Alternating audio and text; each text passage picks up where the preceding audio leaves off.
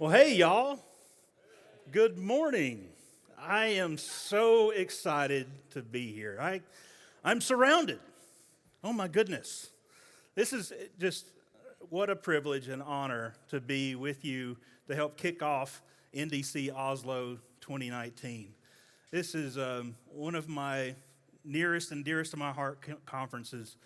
My first international speaking opportunity was here at NDC Oslo years ago, and it's just such an honor and privilege to be with you. And I'm going to feel really awkward looking around at everyone, but I want to make sure that I get to see everybody. You have bears here? Are there bears in Norway? Sure. A few, maybe. I don't know. I used to work for this really awesome company where we talked about punching bears. It was all about doing hard things and being scrappy and resourceful and going against, bigger companies and bigger competition and, taking on hard stuff. About getting out there, and we would say things like, get out there and punch some bears today. Well, in real life, punching a bear might not be such a great idea, as it will only provoke the bear to maul you worse than before. This has nothing to do with my keynote. I just thought you would like some free advice. Now, some of you are excited to be here. You can't wait to get to all these different sessions and learn about all this new technology and have great conversations. I hope you do more than just go to sessions, that you meet people and that you get to hear about what other people are doing and how they're solving problems at their workplace. And hope you make some new friends. This is a great opportunity to meet folks from all over the world. Some of you, on the other hand, may be feeling a little bit, anxious and overwhelmed. There's going to be, throughout the day and the next few days, you're going to be getting all this new information and having and you're thinking to yourself, well, how am I going to learn all this new stuff? And how am I going to convince my boss to let me do any of this, right? And, we could talk about how the future of computing is serverless, whatever the heck that means.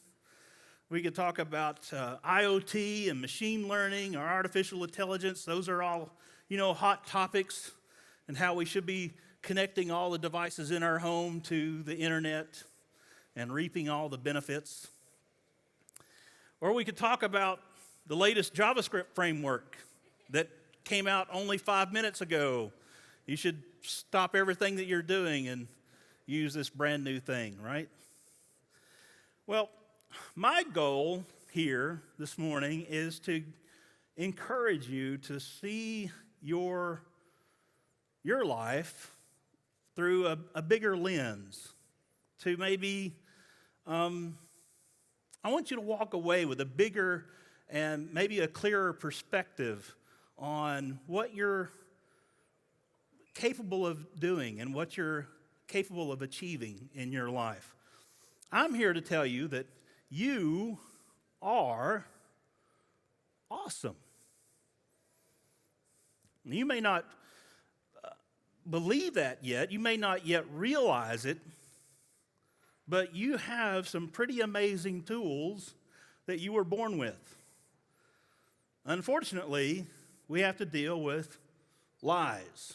As we get older, there are more and more lies that kind of sneak into our heads, right? There are lies that people have told us, lies that we've told ourselves, the lies that the world tries to convince us of. We fall into a trap of comparing ourselves to others and think, well, I don't measure up to this other person or this other person's successes. Well, that's hogwash. That's not right. So I want you to stop listening to those lies. I want to give you some truth. And the truth is, you are smart. You are strong. You are beautiful. You can sing. maybe metaphorically speaking. Maybe you can sing through the things that you create, through the software that you create, the projects or the artistic expressions or all kinds of things. You are loved. You are loved right now. You deserve to be loved, and you will be loved in the future. You are not a failure. Mistakes in life are inevitable. Everyone makes mistakes. That's how you learn things. I make mistakes all the time. Behind every successful person is a burning trash heap of mistakes. But mistakes don't make you a failure. You are not broken. The things that are different about you, those are what make you extraordinary. You are wonderful. You matter to someone. You are valuable, more valuable than all the wealth in the world. You as a person are valuable. You are never too far gone. Don't give up on yourself. You belong. You are amazing. You are awesome. So don't believe those lies. You are not defined by them, and you have no need to compare yourself to others. You are the most awesome person you've ever met. You were born with an insatiable desire to learn new things. And you have capacity to do all kinds of things, more than you can imagine. And you're never too young or too old to learn something new.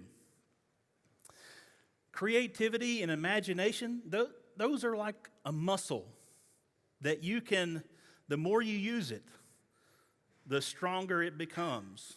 Now, as you've gotten older, you may, when you were born and when you were young, you were full of imagination and creativity, wild dreams and imagination. And I tell you that you just need to start exercising those things again. About 4 years ago, I discovered that I like to draw. And I had a passion. I discovered this passion for drawing. Okay, it was more like this.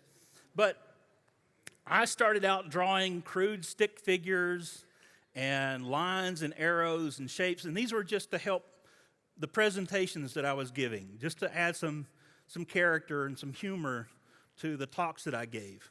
And when I started out, I was not very good at drawing. About 3 years ago, I drew this for one of my talks. And I spent a lot of time on it, a lot of attention, and I was so proud of it. And, you may recognize this maybe as one of those memes, right? And when I would show this before I would give a demo for my talks, people would chuckle and laugh. And about a year ago, I decided, well, I want to try drawing that same thing again. And I was flabbergasted. I was like, oh, man, I can't believe how much better I've gotten and how far I've come. And I'm not telling you this story to brag. I'm telling you this because I am amazed at just, with the practice and the things that I've done, that I've been able to improve and I've gotten better at doing this. And people will tell me, wow, you're so gifted. And I say, no, that's not it. The gift is that spark of imagination. It's that spark of, what is it that you're passionate about? The gift is every day that you're given, the time that you spend to do the things that you are excited about. I am convinced that anything that you want to learn, anything that you want to do, you can do it. It just takes some determination, some practice, and a lot of patience. There's going to be times when you don't think you're making any progress. But if you keep doing the thing that you like, over time, you can look back and say, oh, wow, I can't believe how far I've come.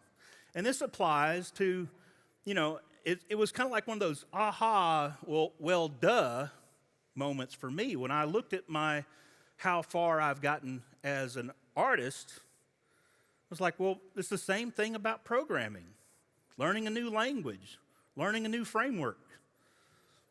You're going to really stink at it when you first start. But it takes time, practice, and patience to get better. And you can apply the same principle if you want to speak a new language, or to learn a musical instrument, or to learn to be an artist. Anything that you are, say, in your mind, you think, well, man, I wish I could do that. Well, maybe you just need to take some time and make a habit of practice. We love stories about heroes. There's something that just resonates within us when we hear about these, the movies and the books and the all these different ways that we consume these stories about heroes. It's usually someone who's ordinary, or they don't yet know what they're capable of. And it's something usually in the story where someone or something comes along and calls out in them their true potential and their ability. Take Neo in The Matrix, for example. He doesn't know what he's capable of. And it's usually something that comes about that causes them to begin to realize what they're capable of and to start to believe in themselves. I just recently watched Captain Marvel. Man, I thought that was an awesome, awesome story. And I don't want to give anything away, but throughout most of the movie, she doesn't know how much power she actually has.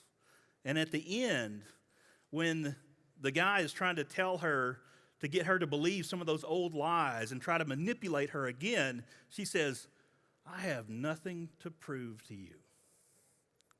That's so powerful.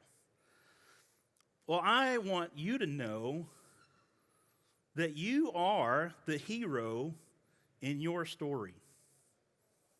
You are capable of more than you realize. You can do bigger things than you have yet imagined you can do. You are awesome. And I want you to encourage you to maximize your strengths and to find those things that you're passionate about and be awesome at those things. But there's more to your story than just being really good at some things. You have a purpose. It's not enough just to be awesome. You are created to share your awesomeness with other people. I believe that our purpose in life can be summed up in one thing. It's leave it better than you found it. And it's not just about leaving the planet better than we found it, but it's about leaving every encounter, every relationship that you have. You have your workplace, your family, your community, your friends, random people that you meet every day. Each encounter is an opportunity where you can make a positive impact on others and to leave it better than you found it. People are watching you. They notice how you react to situations, how you treat other people, how they watch your character, and they see when you take responsibility, when you keep your word, when you forgive others. Did you know that different people have different personalities? Right? Different people behave differently to situations they have different ways of seeing the world, and they have different ways that they like to receive information, how they process information, and how they respond to conflict. And our industry attracts a lot of people, let's say, suboptimal people skills. We can get quite far in our careers on just our technical skills alone. But, and most of us are more comfortable talking to our computers than we are to the people that are around us. But like it or not, we are relational beings. We are designed to live in community. I submit to you that there are three inevitable things in life. There's death, taxes, and PowerPoint. Sooner or later, it's going to happen. You're going to be expected to get up in front of some people and give some kind of presentation, whether it's your workplace or, maybe a wedding or, just some scenario. And in 2011, I finally got up the courage to give my first talk. And I stank. I was terrible. But a funny thing happened. I had people come up to me and thank me for the talk that I gave, even though, it was awful. And I had people who told me I did a great job, even though I was certain I was the worst speaker in speaker history. It took a while for it to sink in, but I learned a valuable lesson about the power of community. There are people out there who are really awesome at being human, who will look past your mistakes, who will see the good and potential that are in you, and will inspire you or encourage you to not give up. Because when you do hard things like share your knowledge and experience with others, everyone benefits. I hope every day I'm more like one of those kinds of people. I want to encourage you to do hard stuff so that we all benefit. And here's one of my favorite quotes. When I gave my first talk, people didn't remember that I fumbled around with some demo failure. They don't remember all the uhs and ums and mistakes that I made, but they remembered me. And they remembered that maybe even in some small way, I helped them with their life or their career or the technology that they're trying to learn. In 2016, I had the privilege of giving a keynote at Music City Code in Nashville, Tennessee, which is where I used to live. And I had more than one person come up to me after that talk and say, "Hey, I was there. I remember when you gave your first talk. And you're right, you were terrible." Well, thank you. Thank you.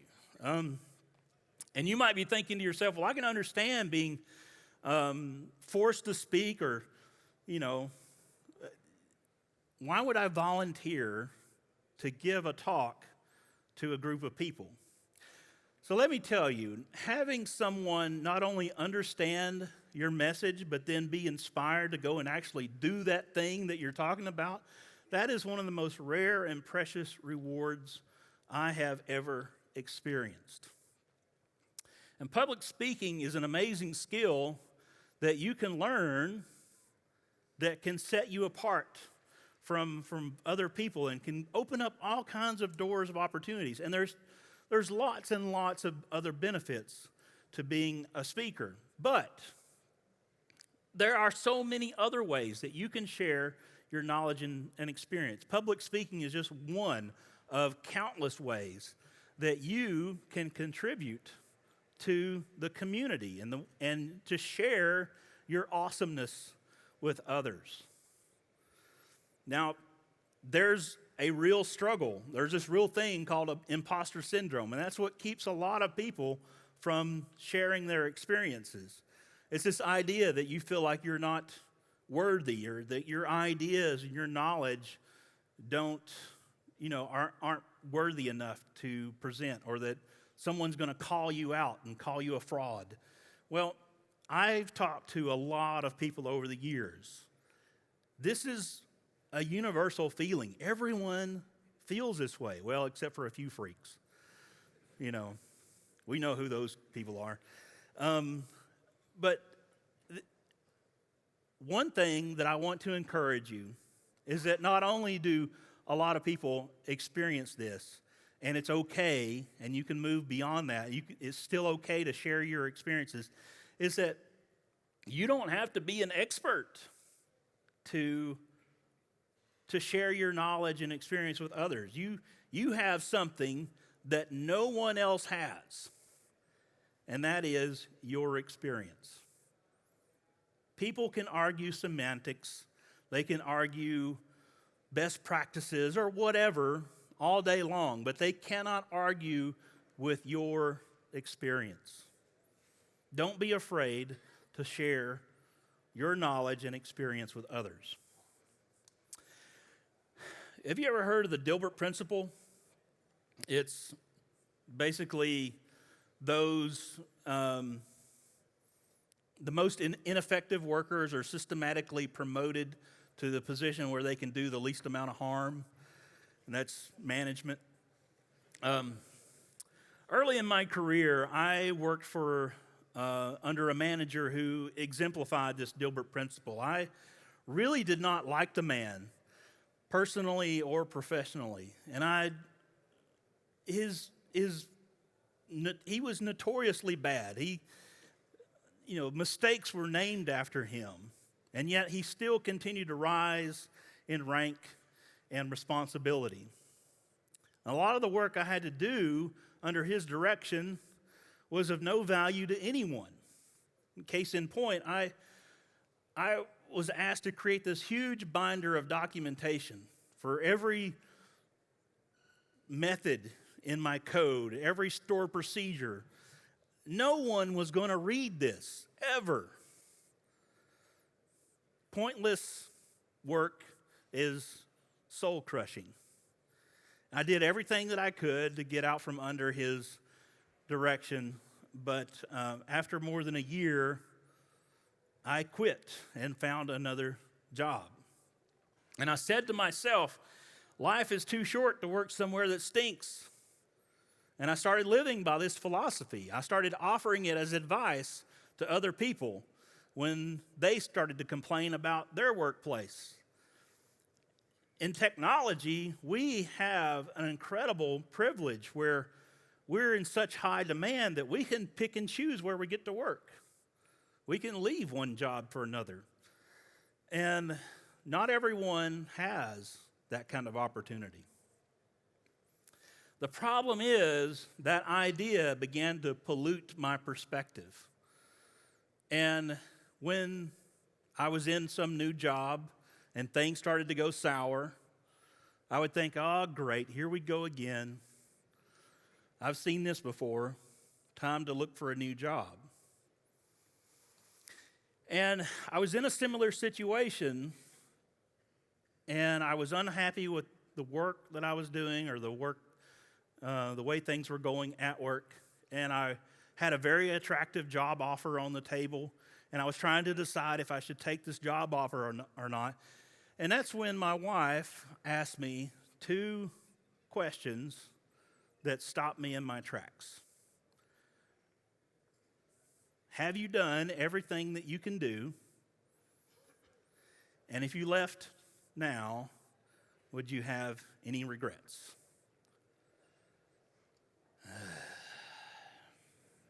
Fine. I declined the job offer, and I took ownership of the situation, and I did everything I possibly could to make that situation better and to make my team successful.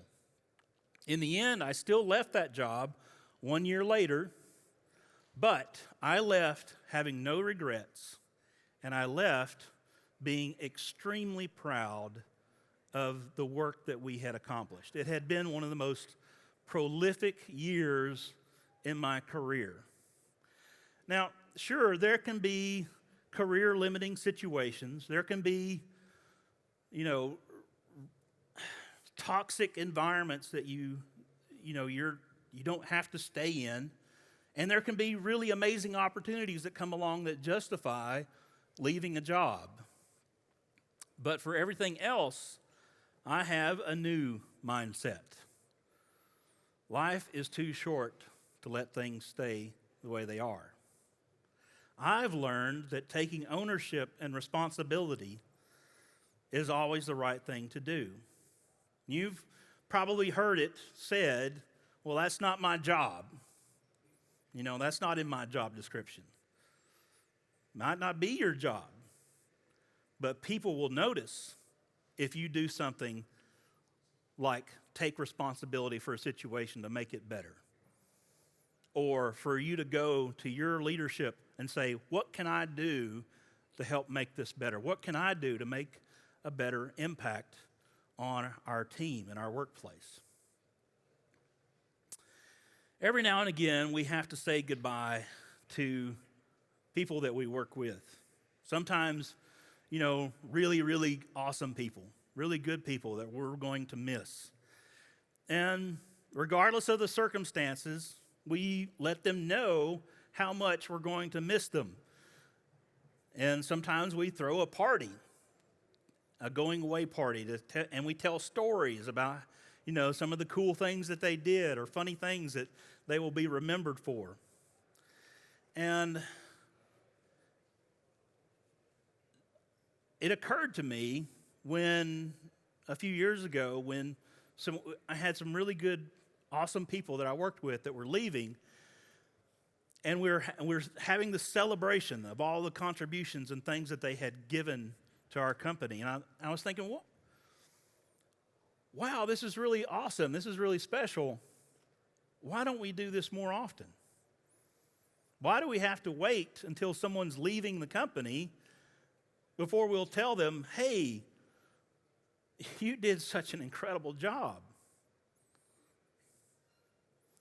So I decided to run an experiment. Every Friday I would come up with a description for someone. I would post this on our Slack channel. This is just one example. Nakota was our customer support manager. And as someone described, he did the work of 10,000 people. He consistently went above and beyond what he was expected to do to make our customers happy. And he is really awesome. Now, the drawing isn't important. It's just something fun that I like to do. And usually what I said about that person wasn't all that earth-shattering either. It wasn't all that amazing. The real magic was what everyone else said throughout the day, person after person, providing, stories and examples of the incredible, awesome things that person had done, either at work or outside of work. Some of the passions and cool things that they did. It was really, really beautiful. All I did was start the conversation. I had so many people who would come up to me and thank me for being recognized or for recognizing someone that they cared about, that they worked with. Every one of us wants to know that the things we do matter, that the work that we do has value and significance, that we have value and significance. And when you encourage someone, you highlight that person's strengths, and it's positive reinforcement. That person now wants to go and do those same things that got them recognition.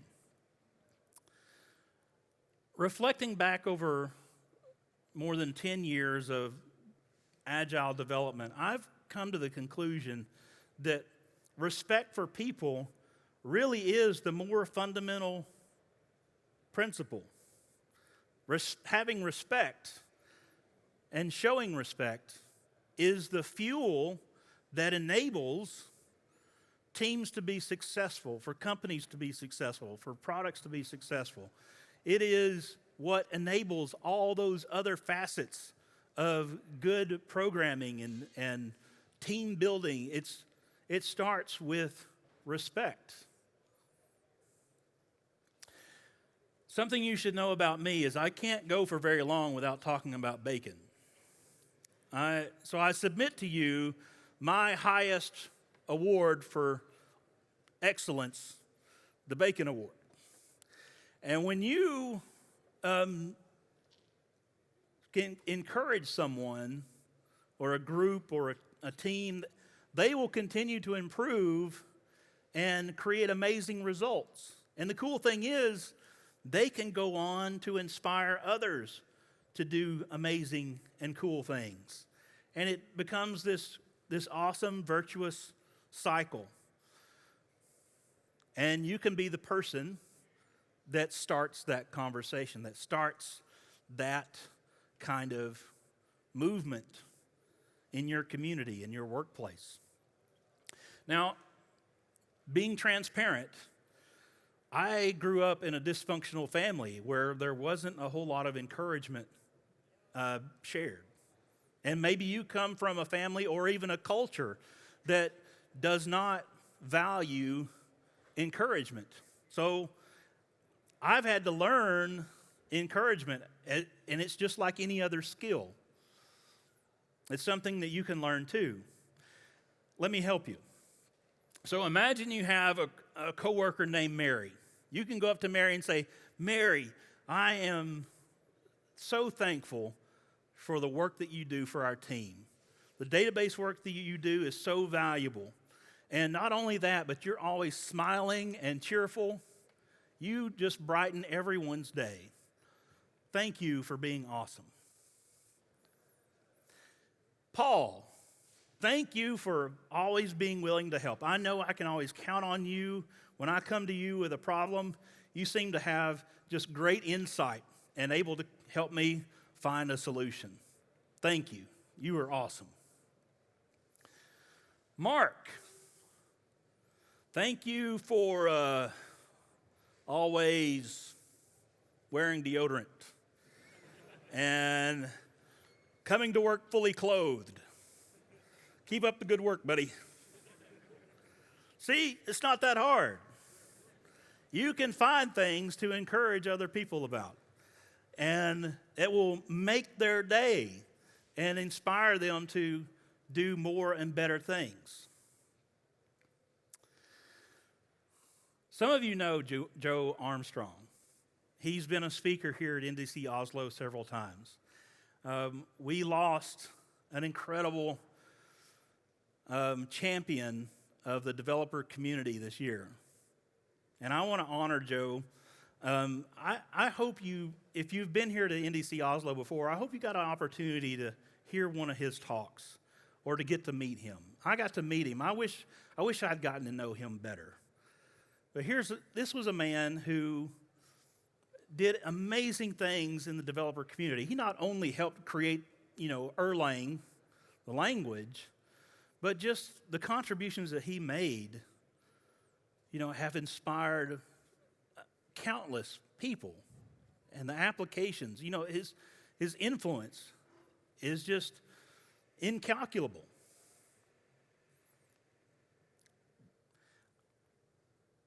If there's someone who has impacted you in some way, either recently or in the past, let them know about it. Don't wait until it's too late. Now, I have one more story that I want to share with you. I want to take you back to 1982. And in the U.S., we have a holiday called Thanksgiving. And in our family, our tradition was that we all got together at my aunt and uncle's house. We would, me and my brothers and sister would pile in the car with my mom, and we'd drive 2 hours away, and we'd have dinner. It's like a big family reunion. And this particular fateful Thanksgiving in 1982, I discovered in my cousin's house one of these. Now, I don't know if I spent the entire day sitting down at this TRS-80,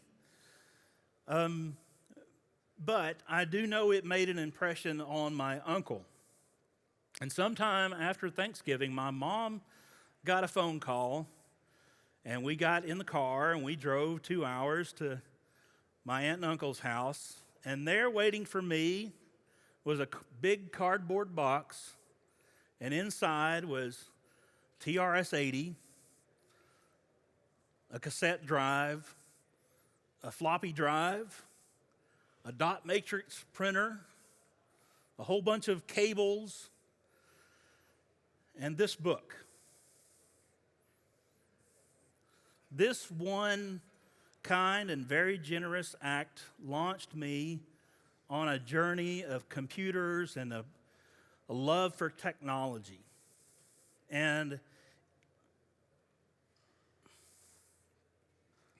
I continue to be inspired by my aunt and uncle's example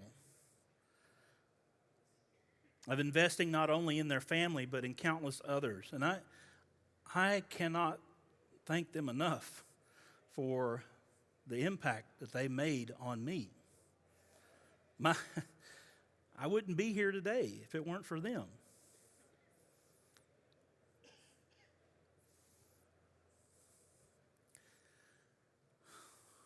You have amazing potential to impact your family and your relatives and your community.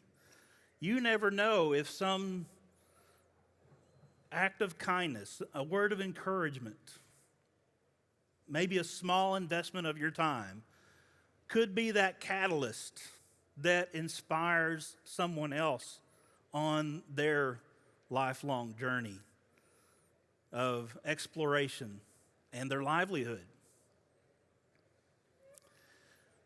When you walk out of these doors today, you have a choice. You can continue learning and growing. You have the choice to share your awesomeness with others. And your adventure, your story, your hero story is only just beginning. So this is my challenge to you.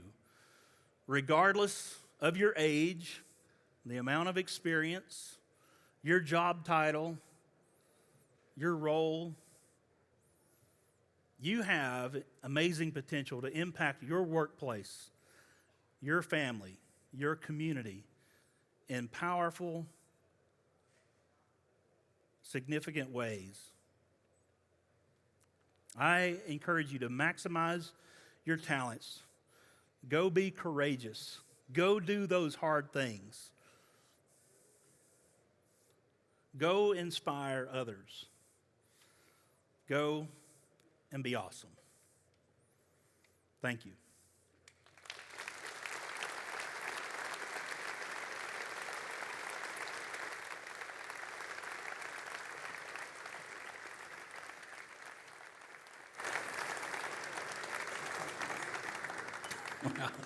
Thank you.